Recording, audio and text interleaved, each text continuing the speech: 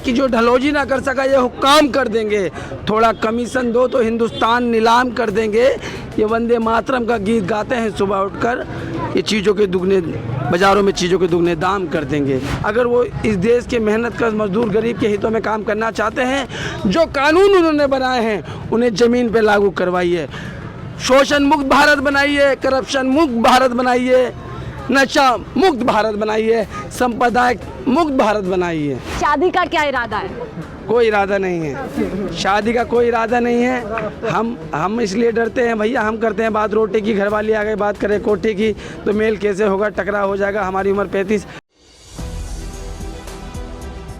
Social media की ताकत इतनी होती है कि एक ऐसी आवाज़ को जो कहीं कोने कोने में खो सी गई थी, जिसको कोई नहीं सुन रहा था, सोशल मीडिया पर इतनी तेज़ी से उठी कि सीधा नेता प्रतिपक्ष राहुल गांधी के दिल तक पहुंची। मैं पहले हम चर्चा करें, ये तस्वीर मैं आपको दिखाऊंगी कि ये वही कुटिया है जिसको शायद आप देख रहे होंगे कि ये कितना उजड़ा सा मकान है, जिसके ना छत है, ना दरवाजे हैं, ना खिड़की है, और ये पूरी तरीके से अधूरा नज़र आ रहा है। लेकिन ये उस वायरल इरफान के लिए सोने की कुटिया है शायद, जिसने यहाँ पर कई सपने देखे होंगे और अपने ज्ञान को बढ़ाया होगा, उस समझ को कहीं ना कहीं बढ़ाया होगा, जिस समझ के साथ उसने सत्ता से सवाल पूछने की हिम्मत की, सत्ता से जवाब मांगने की हिम्मत की, और इस तरीके से अपनी बात जनता के बीच पहुंचाई कि नेता प्रतिपक्ष भी मजबूर हो गए और उनके द्वार पहुंचे।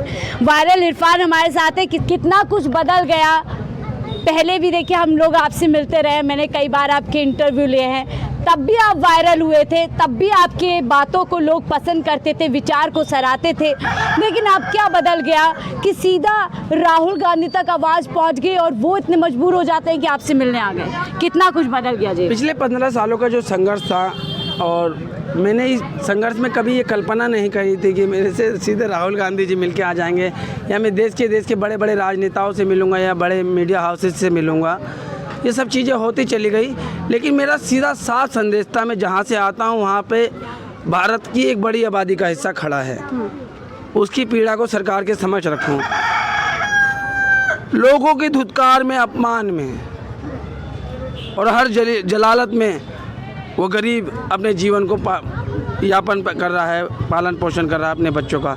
बस मैं चाहता हूँ उसकी आंखों में, उसके बच्चों की आंखों में उम्मीद और सपने रहे। लेकिन इनकी नीति ऐसी है कि जो ढलोजी ना कर सका ये हुक्काम कर देंगे, थोड़ा कमीशन दो तो हिंदुस्तान नीलाम कर देंगे। ये वंदे मातरम का गीत गाते हैं सुबह उठकर, ये चीज़ों के दुगने बाज़ारों में चीज़ों के दुगने दाम कर देंगे। तो हम चाहते हैं कि लोगों के हित में काम किए जाएँ, देश हित में काम किए जाएँ, प्रगति पर्यावरण हित में काम किया जाए। लेकिन ये पूंजीपति हित में, पूंजीवाद को का हित देखते हैं, सत्ता हित देखते हैं, बांटो और राज करो की नीति पे जाते हैं, और इसकी हम आलोचना करते हैं। हम असहमति अपनी रखते हैं, हमें संवैधानिक मौलिक अधिकार हैं, उसके तहत गांधीवादी तरीके से अपनी आवाज़ बुलंद करते हैं और करते रहेंगे। जीवन में क्या कुछ बदल गया है? कुछ बदला इन 3-4 दिन के भीतर में, या वैसे ही जीवन? इन 3-4 दिनों के दिन में ये बदल गया कि मैं पिछले 15 सालों से धरने प्रदर्शन में जाता था। ये जो मेरी बस्ती के लोग हैं, जो मेरी ताकत है, ये सब मुझे पहले पागल समझते थे। अब इन्हें लगता है कि राहुल गांधी आ गए तो ये पागल नहीं है, कुछ स्पार्क है, समझ ज्ञान को व्यर्थ नहीं समझा जा रहा। नहीं, ऐसा था कि आप धरने प्रदर्शन, एक खाते कमाते मजदूर वर्ग से आते हो और आप धरने प्रदर्शन को चुनोगे, उस राह को चुनोगे, तो आप पैर फुला के लेके आ गए। इन्होंने देखा था, आपके कैमरा मैन ने, मेरा पैर फूल गया लाठी से लगने से। और ये चीज़ें देखेंगे तो बताओ, एक तो 18 ना 54 कमाया और पैर अलग तोड़वाया और धरने प्रदर्शन में गया, तो क्या चीज़ें मिलती हैं इनसे? तो ऐसी खाते कमाती ज़िंदगी में आप ये चीज़ें करोगे तो आस पड़ोस के लोग आपको पागल कहेंगे कि आप पागल हैं। ये चीज़ें ज़िंदगी में ठीक नहीं है, 2 पैसे कमाओ और अपनी ज़िंदगी में मौज करो, इस तरीके का नज़रिया लोग रखते हैं। और मैं भी 2 पैसे ही कमाता हूँ, लेकिन मेरे नज़रिए में इस देश की बड़ी आबादी की पीड़ा है जो मुझे पागल बनाती है। और इसीलिए आपने कहा कि आप लगातार प्रदर्शन में जाते रहें, देश में एक बड़ा प्रदर्शन हो रहा था जंतर मंतर पे, जिसके लिए कई बात कही गई कि यहाँ तो दहशतगर्द की भी टीम बैठी हुई है, एंटी सोशल है, देश के विरोध में बैठे हुए हैं। और इस प्रदर्शन से लगातार कहा जाता है कि मुस्लिम इससे दूर रहे, लेकिन आपने फिर भी हिम्मत की। और ना आप एक छात्र हैं, ना ही आपके परिवार में शायद कोई छात्र होगा। किस चीज़ ने आपको झकझोर दिया कि आप वहाँ पहुँच गए और अपनी बात वहाँ पर बताने लगे? पहली बात जो वो ये कह रहे थे ना कि वो इससे दूर रहे, मैं उन्हें अपना लीडर नहीं मानता। मैं दुनिया को तरक्सील होकर देखता हूँ। खुदा मेरे हैं, कुरान मेरी है, पैगम्बर मेरे हैं, नबी मेरे हैं। मेरा और उनका बीच का मामला, तीसरे का कोई दखल नहीं है। और मैं अपनी जगह पे खड़ा रहूँगा, हम सब अपनी जगह पे खड़े रहें। हक की बात जब भी होगी, जुल्म की बात जब भी होगी, तो हम जिंदा दिल लोग वहाँ मौजूद होंगे। डर नहीं लगा आपको? मुसलमान हूँ, नाम में मोहम्मद है, इरफान है। इस बात को बार बार मेरे सामने दोहराया जाता है। कल इंडिया टुडे के भी कई पत्रकारों ने पूछा मुझसे कि मुसलमान हो, इरफान हो, डर नहीं लगता? मैं जानता हूँ कि 19,000 से ज़्यादा लोगों पे पिछले कुछ सालों में UAPA लगा है, बड़ी संख्या में नेशनल सिक्योरिटी एक्ट NSA लगा है, बड़ी संख्या में आवाज़ों को दबाया गया है। मैं जानता हूँ, उसके बावजूद भी मैं बोलता हूँ।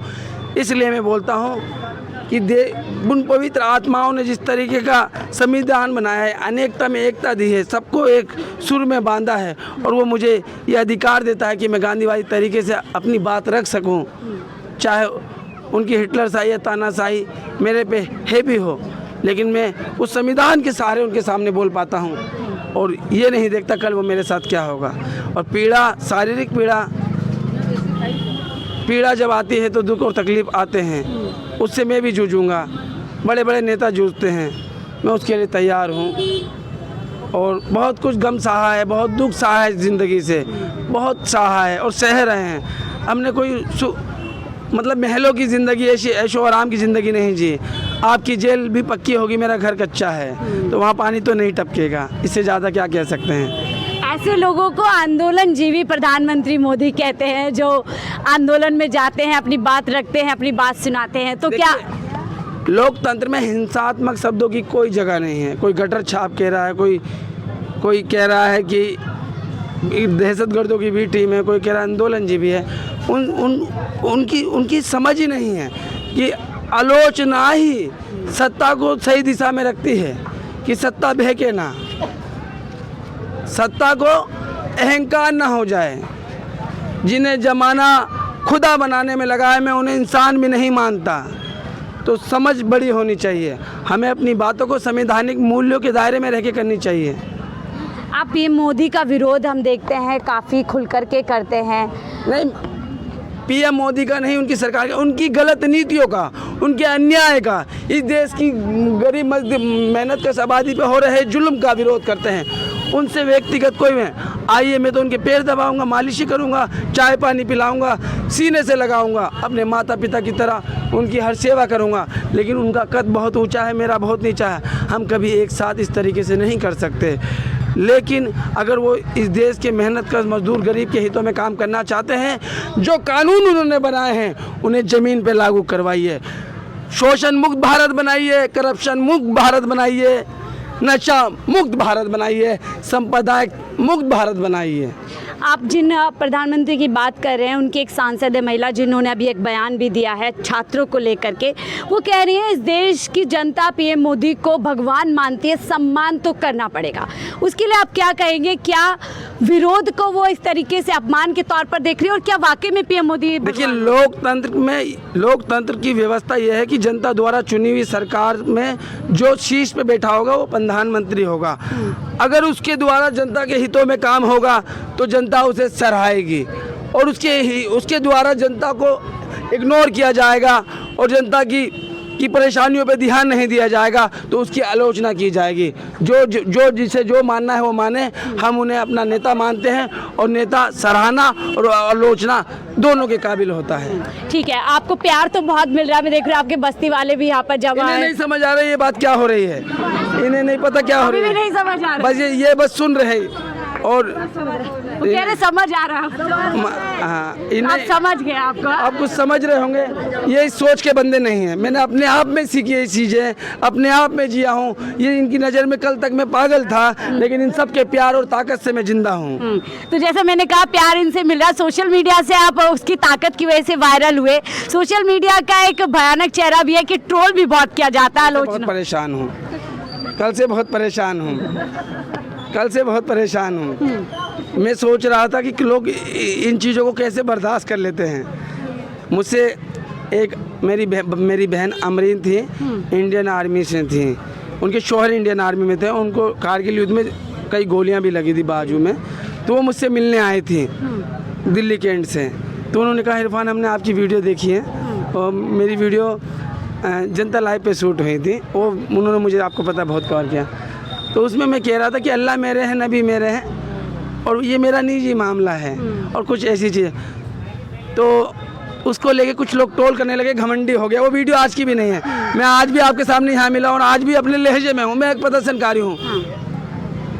अगर मेरी शब्दों से देखो, हम पे विचार है भी होते हैं, जब हम आंदोलन में रहते हैं हर तरीके के विचार रहते हैं, जब उनमें हमारा जीवन लगता है तो जाहिर सी बात है हम इंसान हैं, तो कुछ चीज़ें हमें बस जाती हैं और वो विचारों में आ जाती हैं।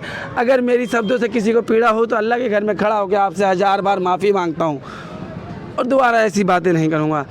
लेकिन हम जब आंदोलनों में रहते हैं हर तरह के विचार हम पे हैवी रहते हैं, कई दफ़ा हम भी इंसान हैं, कुछ चीज़ें निकल जाती हैं। यानी पुराने विचारों को लेकर के आपको ट्रोल किया जा रहा है सोशल मीडिया पर? नहीं, हो गई तो आप सोशल मीडिया पर आ गए या अभी भी दूर है वहाँ से? अभी भी दूर। मैंने कभी ये फेसबुक, इंस्टाग्राम पे, यूट्यूब नहीं है। हाँ। कल किसी सभी जोर दे रहे थे तो इंस्टाग्राम पे एक आईडी बना दी थी। हाँ, आपके परिवार की जो स्थिति है वो किसी से अछूती नहीं रही। हमने पहले दिन से देखा है कि किन हालातों से निकल कर के आपने अपने लिए एक जगह बनाई और अपने विचारों को रखा। क्या अब आपको आर्थिक तरह का किसी तरीके का सपोर्ट भी लोगों से मिल रहा है, और अगर मिल रहा है तो आप उसे एक्सेप्ट कर रहे हैं? देखिए, पहले ऐसा था जब मैं एकदम से जो वायरल हुआ तो देश और दुनिया से, यूके से भी, यूएसए से भी, यूरोप के कई देशों से और भारत के अलग अलग जिलों और कस्बों से जो भारत को प्यार करते हैं और देश को बदलना चाहते हैं, उनकी तरफ से भारी आर्थिक मदद की पेशकश की गई। ये मीडिया में खुली तौर पे रखा हुआ है।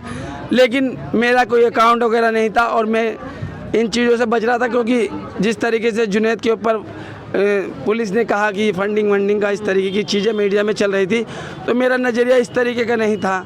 लेकिन जब आप जैसे और लोग पत्रकार आए, बोले कि बहनें हैं, बूढ़े माँ बाप हैं और आपने पिछले 15 साल लगाए हैं और आप बेहतर कीजिए लाइफ के अंदर तो और आप बेहतर कर पाएंगे, तो फिर क्या कहते हैं उसे, अजीत मिलाप पे अजीत अंजुम जी और आरफा खानम जी और तमाम जिम्मेदार लोगों ने, सब ने मेरे परिवार को सोचा, मेरे लिए सोचा कि थोड़ी सी आर्थिक मदद की जाए, जो घर थोड़ा सबर है और कुछ अच्छा कर सके इरफान। तो उन्होंने उस पर मेरा अकाउंट बना दिया और जिसे लगता है कि इरफान को कुछ आर्थिक मदद की जाए, इरफान को बेहतर किया जाए और इरफान लोगों को बेहतर करे। जिस इरफान अगर मजबूत होता है तो और लोगों को बेहतर करे, इस नीति से आगे बढ़े तो वो कर सकते हैं। और आप मिलाप पे अकाउंट इनका कुछ वरिष्ठ पत्रकारों ने बनवाया है परिवार को समझते हुए, तो आप लोग भी अगर मदद करना चाहते हैं तो आप कमेंट बॉक्स में बता दीजिएगा, हम डिटेल शेयर कर देंगे। आखिरी चलते चलते 2-3 छोटे से सवाल मैं ले लेती हूँ आपसे। राहुल गांधी के बारे में आपका एक वर्ड में आप क्या कहना चाहेंगे उनके लिए? महान, वीर, सहनशील। क्या चाहते हैं देश में आगे तरक्की किस तरीके से करे, राजनीति पे उनका क्या पद है? वो गांधी अम्बेडकर की सोच के व्यक्ति हैं, भगत सिंह, अशफाकुल्ला खान की सोच के, यूनिटी इक्वालिटी पे विश्वास रखने वाले व्यक्ति हैं। प्रगतिशील सोच है, शिक्षित है, समझदार हैं और बहुत विष पिया है, बहुत सहनशीलता है। सबको लेके चलेंगे, एक साथ लेके चलेंगे और भारत उनके कार्यकाल में बहुत आगे बढ़ेगा। वो देश के प्रधानमंत्री बनने में ईश्वर से कामना करता हूँ। भारत की तमाम मेहनत कश आबादी से विनती और अनुरोध करूँगा कि अभी हमारे पास समय है उनके जीवन को समझने और पढ़ने और महसूस करने के लिए। पीएम मोदी को क्या सुझाव या नसीहत देना चाहेंगे? उन्हें ये कहना चाहूँगा कि लोकतंत्र में असहमति को स्वीकारिए। एंटी नेशनल दहशतगर्दी कहने से बेहतर होगा कि हम बैठ के दोनों तरफ से बातचीत करें और उस गिले शिकवे को दूर करके संवैधानिक मूल्यों के दायरे में रह के उनका मसलों का हल निकालें। डायरेक्टली जुमले मतलब डब्ल्यू गैंग और टुकड़े टुकड़े गैंग या दहशतगर्दों की बी टीम कहना यह हिंसात्मक शब्द है। सरकार को इन शब्दों से बचना चाहिए। ये देश में नफरत पैदा करते हैं, छात्रों को छात्रों से, मजदूर को मजदूर को, और इंसान को इंसान से, और मानवता को मानवता से लड़ाने का काम करते हैं। उस मीडिया के लिए क्या कहेंगे जो इस सोच को और मजबूती देती है अपने चैनल के माध्यम उनसे अभी कुछ नहीं कह सकते। जुल्म की रात चाहे जितनी भी लंबी हो, सवेरा एक दिन निकलेगा और इस व्यवस्था को ठीक करेंगे। वो ऐसे ठीक होने वाला नहीं, वो पूंजीवाद की चौखट पे रेंगता है, वो सब उन्हीं का है। आखिरी सवाल और बहुत ज़रूरी सवाल जो राहुल गांधी से भी पूछा गया, सलमान खान से भी, शादी का क्या इरादा है? कोई इरादा नहीं है, शादी का कोई इरादा नहीं है। हम इसलिए डरते हैं भैया, हम करते हैं बात रोटी की, घरवाली आ गए बात करें कोठी की, तो मेल कैसे होगा, टकराव हो जाएगा। हमारी उम्र 35, थोड़े समय के बाद 45-50 हो जाएगी, चल देंगे आप रिजर्वेशन। शादी से डर रहे, पीएम मोदी की तरह हौसला नहीं है आपके पास? नहीं, शादी से नहीं डर रहे हैं, हम जिंदगी में सोच से डर रहे हैं। बहुत चीज़ें हैं, हमारी सोच एक अलग तरह की सोच है। लोग अपने लिए सोचते हैं, और हम जैसे पागल लोग जो है इस देश को करोड़ों लोगों में अपने आप को समा के बात करते हैं। जो हम ये सोचते हैं कि इस पागलपन में जो शामिल ना होगा वो हर शख्स मारा जाएगा। तो अगर कोई आपके विचारों जैसी लड़की आप में इंटरेस्टेड होती है शादी करने, जो आपके साथ आपकी तरह पागल हो जाए, तो क्या इरादा बनेगा कुछ आपका शादी करने? तो हम 2 क्रांतिकारी बनेंगे।